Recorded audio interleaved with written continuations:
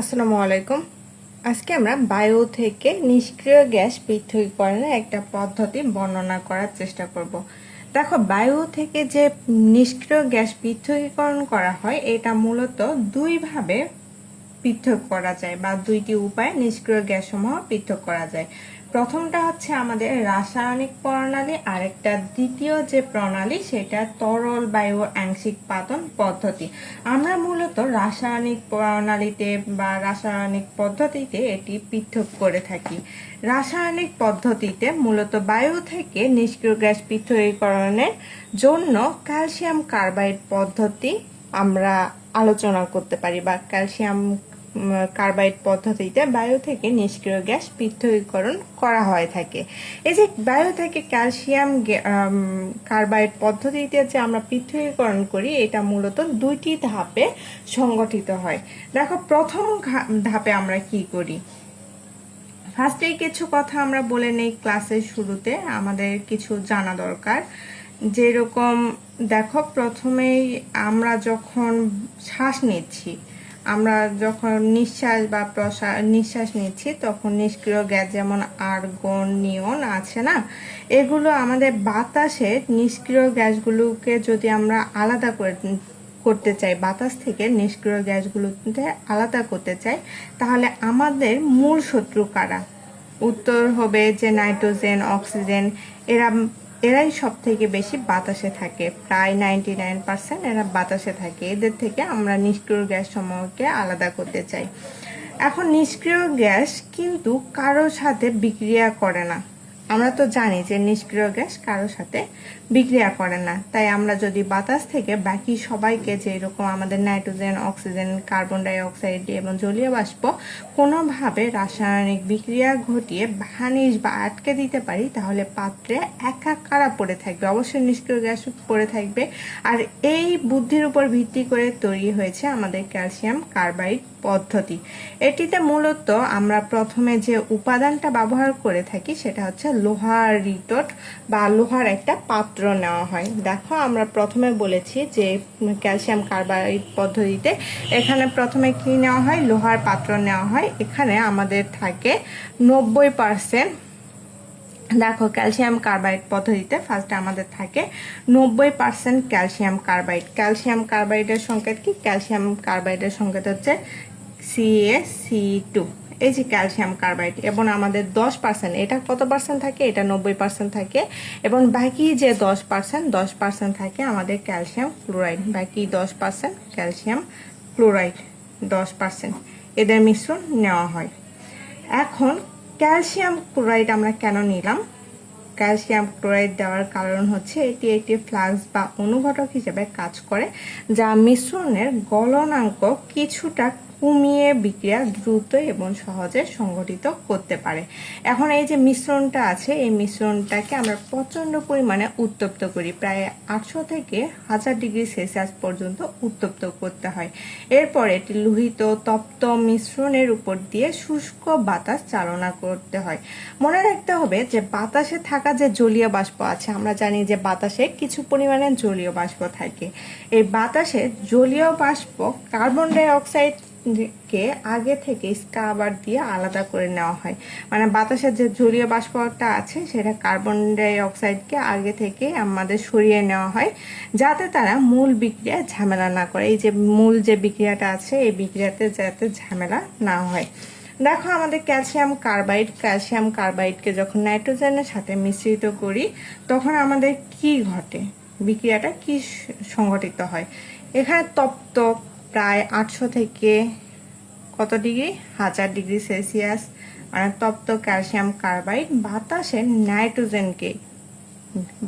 নাইট্রোজেনকে ধরে ফেলে এবং ক্যালসিয়াম সায়ানামাইড এবং কার্বন কয়লা তৈরি করে। এই যে ক্যালসিয়াম সায়ানামাইড এবং কার্বন কয়লা তৈরি করে, এটি একটি কঠিন পদার্থ হিসাবে তলানিতে জমা হয়।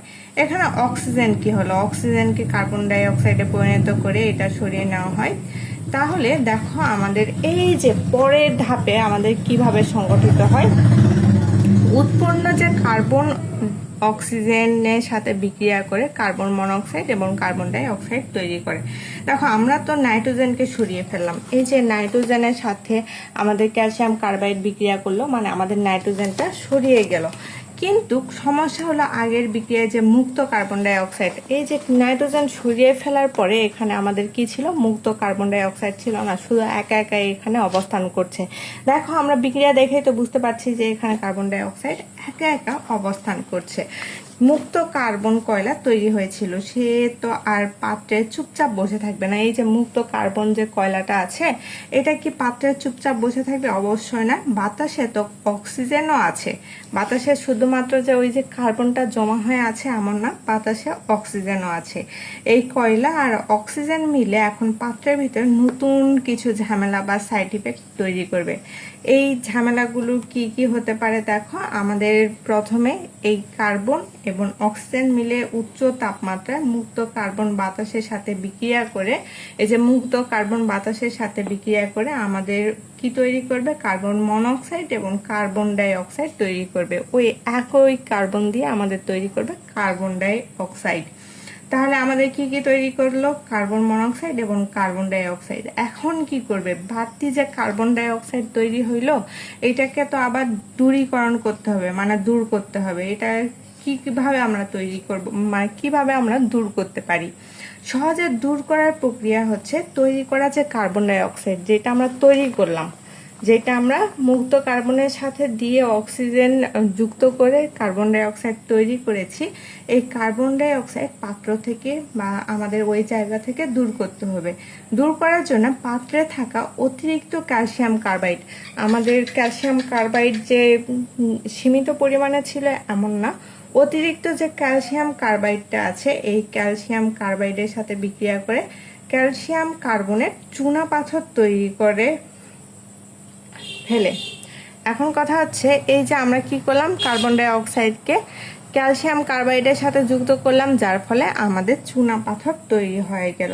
এখন বাতাস থেকে নাইট্রোজেন এবং অক্সিজেন তো গায়েব হয়ে গেল, কিন্তু পাত্র থেকে বের হওয়া গ্যাসের মিশ্রণে নিষ্ক্রিয় গ্যাসের সাথে ভেজাল হিসাবে বিষাক্ত কার্বন মনোক্সাইড আর কার্বন ডাই অক্সাইড রয়ে গেল। আমাদের যেগুলো যেগুলো দূর করার কথা ছিল সেগুলো দূর করলাম, কিন্তু আমাদের থেকে গেল কারা, কার্বন মনোক্সাইড এবং কার্বন ডাই অক্সাইড, এগুলো কিন্তু থেকেই গেল। এখন এগুলোকেও তো আমাদের দূর করতে হবে, তাই না? এখন দূর করার জন্য আমরা কি করব, আবারও গ্যাস চেম্বার পরিষ্কার করার জন্য আমরা কিছু পদ্ধতি বা উপকরণ প্রয়োগ করব। এটা দূর করার জন্য প্রথমে আমরা করতে পারি কপার অক্সাইডকে কার্বন মনোক্সাইডের সাথে বিক্রিয়া ঘটাইতে পারি, আবার পটাশিয়াম হাইড্রোক্সাইডকে কার্বন ডাই অক্সাইডের সাথে বিক্রিয়া ঘটাইতে পারি। এটা কিভাবে বিক্রিয়া ঘটাবো দেখো। আমাদের আয়রন নিউট্রেট হতে এগুলো তো আমরা পরে পড়ে নিতে পারবো, এগুলো তোমরা পড়ে নেবা, শুধুমাত্র প্রসেসিংটা আমি বুঝাই দিচ্ছি। তাহলে কার্বন মনোক্সাইডকে সরাসরি শোষণ করা কঠিন হয়ে যায়। আমরা জানি যে কার্বন মনোক্সাইডকে সরাসরি শোষণ করা কঠিন হয়ে যায়, তাই কার্বন মিশ্রণটিকে উত্তপ্ত কপার অক্সাইডের উপর দিয়ে চালনা করা হয়। কার্বন মনোক্সাইডকে কপার অক্সাইডের মধ্যে দিয়ে চালনা করলাম, যার ফলে আমাদের কপার অক্সাইড অক্সিজেন দিয়ে কার্বন মনোক্সাইডকে জারিত করে কার্বন ডাই অক্সাইড বানিয়ে ফেলে। এই অক্সিজেনকে জারিত করে কি হলো, কার্বন মনোক্সাইড বানিয়ে ফেললো। মানে এখানে কার্বনের খেলা শেষ, কার্বন মনোক্সাইডের খেলা শেষ। এখন আসি আমাদের পটাশিয়াম হাইড্রোক্সাইডের কাজ কি। এটা এখন পুরো পাত্রে ভেজাল বলতে শুধুমাত্র আছে কি, কার্বন ডাই অক্সাইড আছে, তাই না, ভেজাল যুক্ত কার্বন ডাই অক্সাইড। এই গ্যাসকে যখন আমরা পটাশিয়াম হাইড্রোক্সাইড দ্রবণের মধ্যে দিয়ে পাঠানো হয়, তখন পটাশিয়াম হাইড্রোক্সাইড কার্বন ডাই অক্সাইডকে শুষে নিয়ে পটাশিয়াম কার্বনেট এবং পানি তৈরি করে। এভাবে আমাদের কার্বন মনোক্সাইড এবং কার্বন ডাই অক্সাইডের খেলা শেষ। এখন আসি আরও এক ধাপে। এখানে আমরা কি করি, এই ধাপে দেখো আমাদের এটা হচ্ছে দ্বিতীয় ধাপ। দ্বিতীয় ধাপে আমরা যখন চা ছাঁকি, তোমরা তো দেখো যে আমরা চা ছাঁকি তখন ছাঁকনিতে পাতা আটকে যায় বা লিকার নিচে পড়ে যায় না, ঠিক একইভাবে নারিকেলের তৈরি কয়লা হলো নিষ্ক্রিয় গ্যাসগুলোর জন্য একটা বিশেষ ধরনের ছাঁকনি। এটা কিন্তু নারিকেলের তৈরি চালকোল বা আমরা বলতে পারি কয়লা।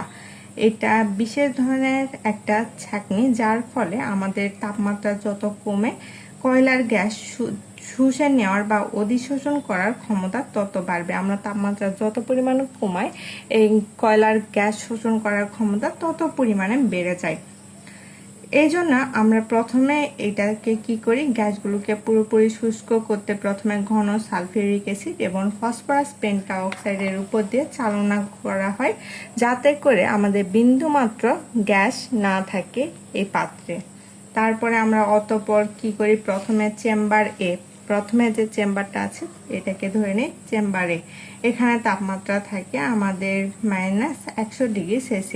এটা শুষ্ক নিষ্ক্রিয় গ্যাসের মিশ্রণটিকে প্রথমে -100°C তাপমাত্রায় রাখা চারকোল চেম্বার এতে পাঠানো হয়। তারপরে এখান থেকে আমাদের কিছু মৌল শোষিত হয়। এখানে কারা আটকে গেল, ভারী গ্যাসগুলো, যেরকম আমাদের আর্গন, ক্রিপ্টন, জেনন, এরা এখানে আটকে গেল। কারা পার হয়ে গেল, যারা পার হয়ে গেল তাদেরকে আমরা বলতে পারি অধিশোষিত। এখন এই শোষিত আর অধিশোষিত জিনিসটা তোমাদের একটু আমি ক্লিয়ার করে দিই। শোষিত বলতে আমরা কি বুঝাই বা আমাদের অধিশোষিত এই জিনিসটা দ্বারা আমরা কি বুঝিয়ে থাকি। শোষিত হচ্ছে যারা নারকেলের চারকোলে যারা আটকে যায়, এই যে পাত্রটা আছে এই পাত্রে যারা আটকে যায় তাদেরকে আমরা শোষিত বলে থাকি। যেরকম আর্গন, ক্রিপ্টন, জেনন এরা আমাদের প্রথম ভাগে আটকে গেল। যখন আমরা তাপমাত্রা দিলাম 100°C তাপমাত্রা দিলাম, তখন এরা আটকে গেল আর এরা শোষিত, অধিশোষিত হইল। অধিশোষিত জিনিসটা কি, যারা মুক্ত হয়ে যায় বা যা গ্যাস হয়ে বের হয়ে চলে যায়, মুক্ত অবস্থায় চলে যায়, তারা হচ্ছে অধিশোষিত। এখন এই যে আমাদের অধিশোষিত হালকা গ্যাসগুলো আমাদের অধিশোষিত হইল, যেরকম হিলিয়াম, নিয়ন, এরা অধিশোষিত হইল। এখন দেখো এই যে আর্গন, ক্রিপ্টন, জেনন এরা আলাদা করা চেম্বার সি এবং ডিতে। এই যে ফার্স্টে আমাদের কোথায় গেল, সি এবং ডিতে চলে গেল, ডি থেকে আবার ইতে গেল, যার ফলে আমাদের ক্রিপ্টন তৈরি হয়েছিল। এবার এতে আটকে যাওয়া যে আর্গন, ক্রিপ্টন, জেননকে আলাদা করার পালা। এদেরকে আবার কিভাবে আমরা আলাদা করব, এদেরকে যখন আমরা -180°C তাপমাত্রায় প্রয়োগ করব, তখন এরা তীব্র ঠান্ডায় আরো ভারী ক্রিপ্টন এবং জেনন, এই যে ভারী ক্রিপ্টন এবং জেনন এরা শোষিত হবে, কিন্তু আর্গন এবার আলাদা হয়ে বের হয়ে অধিশোষিত হবে। তাহলে আমরা এই অবস্থায় পেয়ে গেলাম আর্গন। এখন থাকলো এই পাত্রের মধ্যে বা চারকোলের মধ্যে আমাদের ক্রিপ্টন এবং জেনন, এরা শোষিত অবস্থায় থাকলো। এখন ক্রিপ্টন এবং জেননকে আলাদা করার পালা। এদেরকে আবার কি করব, এই যে আমাদের আটকে থাকা ক্রিপ্টন এবং জেনন এই মিশ্রণকে আবার -130°C তাপমাত্রায় আনা হয়। এই তাপে জেনন চারকোলে আটকে থাকে। এই যে দেখো জেননটা চারকোলে আটকে থাকলো, কিন্তু এই ধাপে আমাদের জেনন চারকোলে আটকে থাকলেও ক্রিপ্টন কিন্তু চারকোলে আটকে থাকে না। এই অবস্থায় মুক্ত হয়ে চেম্বার ইতে চলে যায়। ইতে যখন আবার -180°C তাপমাত্রা দিব, তখন গিয়ে আমাদের ক্রিপ্টন শোষিত হয়। এভাবে আমাদের ক্রিপ্টন এবং জেননটা আলাদা হয়ে গেল। এখন আসি বি পাত্রের ক্ষেত্রে। এটা কিন্তু ছিল সি পাত্র, সি থেকে আমাদের ডি পাত্র, ই পাত্রের মাধ্যমে আমাদের জেনন এবং ক্রিপ্টন শোষিত হয়েছে আর আর্গন আগেই শোষিত হয়েছিল। আর বি পাত্রে কি ঘটে দেখো, আমাদের শুরুতে নিষ্ক্রিয় গ্যাসের মিশ্রণকে প্রথম বাল্বে যখন আমরা এতে -180°C তাপমাত্রায় রাখা চারকোলের মধ্য দিয়ে নেওয়া হয়, এতে আমাদের ভারী গ্যাসগুলো শোষিত হয়ে যায় আর হালকা গ্যাসগুলো বাল্ব থেকে বের হয়ে আসে। পরের ধাপে বের হয়ে আসা হিলিয়াম এবং নিয়নকে বাল্ব বিতে পাঠানো হয়। এই যে হিলিয়াম এবং নিয়নকে আবার বাল্ব বিতে পাঠানো হয়। এখানে নিয়ন চারকোলে পুরোপুরি শোষিত হয় এবং হিলিয়াম অধিশোষিত অবস্থায় থেকে যায়। আমাদের নিয়ন যেটা আছে, নিয়ন অল্প পরিমাণে শোষিত হয় কিন্তু হিলিয়াম আমাদের অধিশোষিত অবস্থায় থেকে যায়। এখান থেকে আমরা সংগ্রহ কি করতে পারি, দেখো বাল্ব বিতে কক্ষ তাপমাত্রায় আনলে আমরা বিশুদ্ধ নিয়ন পেতে পারি। এটা আমাদের বিশুদ্ধ নিয়ন বের হয়ে গেল। আর অধিশোষিত অংশ থেকে আমরা আবার হিলিয়াম অংশ পাই। এই যে আমাদের শোষিত অবস্থায় এখান থেকে আমরা বিশুদ্ধ নিয়ন পেলাম, আর অধিশোষিত অবস্থা থেকে আমরা বিশুদ্ধ হিলিয়াম পেলাম। এখন আমরা কি করব, বাল্ব এতে যে আর্গন, ক্রিপ্টন, জেনন শোষিত হয়েছিল তাদের আলাদা করতে একে যুক্ত করা হয় সি এর সাথে, যার তাপমাত্রা -190°C। দেখো আমরা ওই পাশে যেটুকু বলেছিলাম এই পাশে ততটুকুই লেখা আছে, তোমাদের নোট দিব, তোমরা পড়ে নিও। এখন আমরা লাস্ট স্টেপে আসি যে আমাদের লাস্টে কি কি ঘটেছিল। এখান থেকে তাপমাত্রা দিলাম, তাপমাত্রার মাধ্যমে আমাদের হিলিয়াম নিয়ন বের হয়ে আসলো। আবার আমাদের এ বাল্বে আর্গন, ক্রিপ্টন, জেনন অধিশোষিত হলো। এদেরকে আমরা নিম্নলিখিত পদ্ধতিতে আলাদা করতে পারি। এগুলোই এই স্টেপে লেখা আছে। এখন আমাদের ক্রিপ্টন এবং জেননের বিদায়ের কাজ, মানে আমাদের চূড়ান্ত ধাপ। তারপরে আমাদের এখানে বলা আছে যে চারকোলযুক্ত বাল্ব সি এর তাপমাত্রা কিছুটা বাড়িয়ে যখন আমরা 130°C তাপমাত্রায় জেনন চারকোলে শক্ত করে আটকে শোষিত এবং ক্রিপ্টন অধিশোষিত থাকতে না পেরে গ্যাস হয়ে বের হয়ে আসে এবং ডিতে গিয়ে জমা হয়। এগুলোই আমাদের মূলত এখানে বলা আছে, যার ফলে আমাদের কি হয়, এই বাল্ব দুটিকে উত্তপ্ত করে যথাক্রমে আমরা জেনন এবং ক্রিপ্টন গ্যাস পেতে পারি। এটা মূলত আমাদের এই যে দেখো এই স্টেপের কিছুটা অংশ, যে আমরা চিত্রের কি কি বলেছিলাম, কোথায় থেকে কি আসলো, কোথায় থেকে কি বের হইলো, কি বের হয়ে গেল, এটুকু যদি তোমরা বোঝো তাহলে এই যে বাকি যে অংশটুকু আছে সেই অংশটুকু তোমরা নিজেরা লিখতে পারবা, বা আমি নোট দিব, নোট থেকে লিখে নেবা।